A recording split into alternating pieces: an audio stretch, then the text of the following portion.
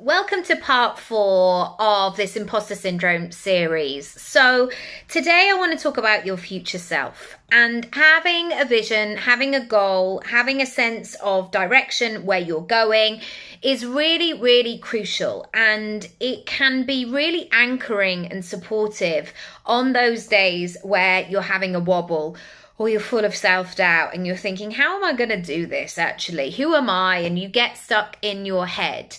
What having a future vision helps you to do is to move into, roll your body down, into momentum, into a flow, into a sense of, okay, what do I need to do? It moves you into action. So to complete our series, and if you haven't seen part 1 to 3, I highly recommend you go over and have a look. There are 5 things that you can do today to banish or at least park that imposter syndrome when you are setting big goals, big visions for yourself. Number 1, you have to say it and you have to go first. And recently I shared that sometimes the only person, when they say you just need one person to say yes, sometimes that person is you.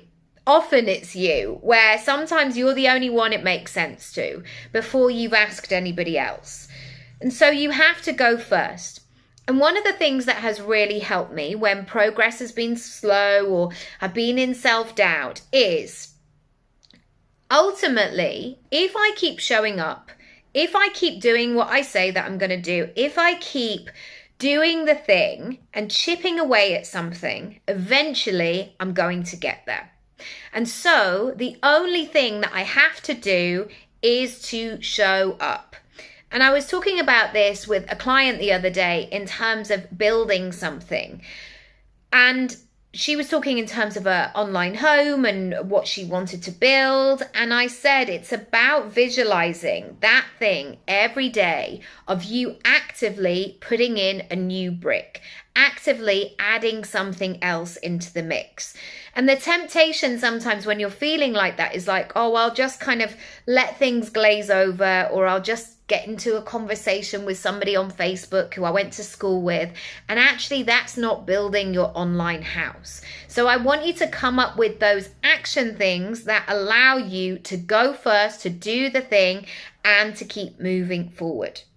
Number 2, it is likely that you are going to need more time, more money, more energy, more resilience, all of it, more than you think, a greater capacity. And I want to bring this in because there are so many people on the internet who are telling you how to do something so quickly. I did this in a weekend. I did one launch, and it's so instant and it's so quick, and they're just showing you the end result. And I know from so many clients over the years, they've been really disheartened by this, really upset, or they feel like they've done it wrong, or, well, why didn't I get that thing? Why didn't that happen? And so to then put yourself back in the driver's seat to go, okay, here we go again. I'll give this another go. Give yourself more capacity. Because actually, if I say, I am going to give myself the next 30 days to work on this and grow this and show up for it every day, that's a very different energy to saying, right, I'm just going to see if I can do this afternoon and see what happens. There's a relaxation, there's an expansion into 30 days. So see what comes up for you there. And if there's anything in it for you. Number 3, I want you to rotate the viewing. And what do you notice? So somewhere like the Tate Modern in London, if you've been, it can be any art gallery that you might know, or any space actually. There are so many paintings, and you can literally just keep walking along and looking at them. Or you can go and stand on the balcony, or you can sit back and look at something from a distance. You don't have to be up close. That's not the only way to look at it. And I think this is the case with our future self, where we're going next.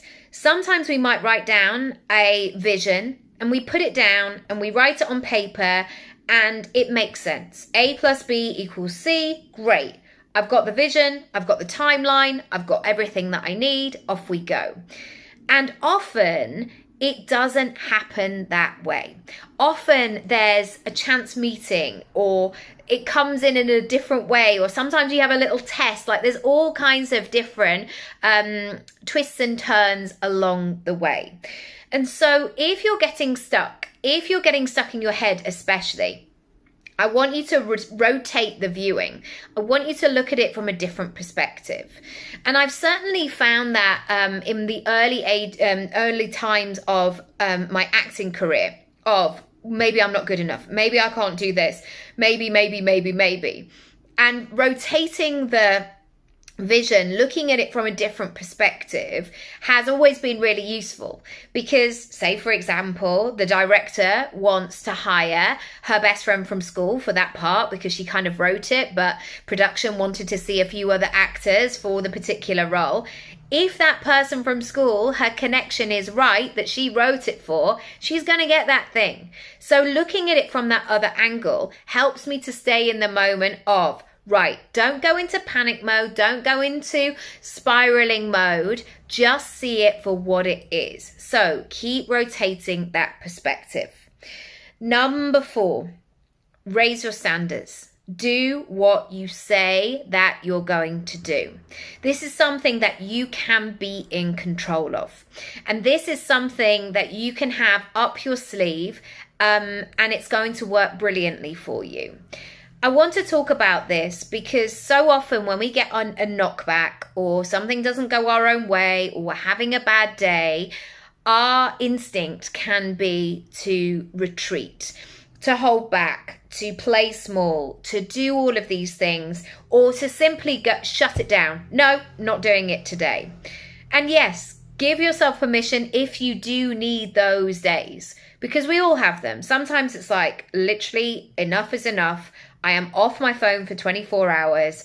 I'm unavailable. And sometimes we need those. But sometimes we need a bit of that, but we also need some moves forward as well. So still doing a little bit, still being in the direction, like give yourself that like sad period, of course, but then go make yourself a cup of tea and go, that feels rubbish. So what am I going to do? What can I do today? And taking that action and doing what you say that you're going to do is going to begin to push that imposter syndrome to the side, because the action, the momentum is going to be greater than the imposter syndrome. Number 5, take your seat, because you're not taking anybody else's. There is an infinite range of possibilities, offers, jobs, like all of it is available. And there doesn't just have to be one. You don't have to be the expert. Say, I don't know, you're a child psychologist, and suddenly you're thinking, well, I've got to do like 4 more degrees before I can contribute. No, what can you contribute now? What can you bring to the table now?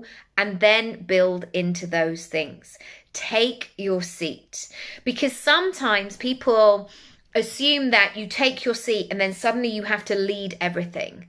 Actually, I want you to begin to take seats in rooms where you listen, rooms where you absorb, rooms where you say nothing and then you leave. And nobody probably notices you are there. You can take a seat without putting that pressure on to lead it. Let me know how that lands. Come and have a look at my Work With Me page or my shop. I would love to help and guide and support you. Let me know what you need. Let me know what you're working on and what you are really hoping to let go of, because enough is enough. You're bored of this. It's the same story. It doesn't help you. It doesn't support you. Let me know. Lots of love. Bye.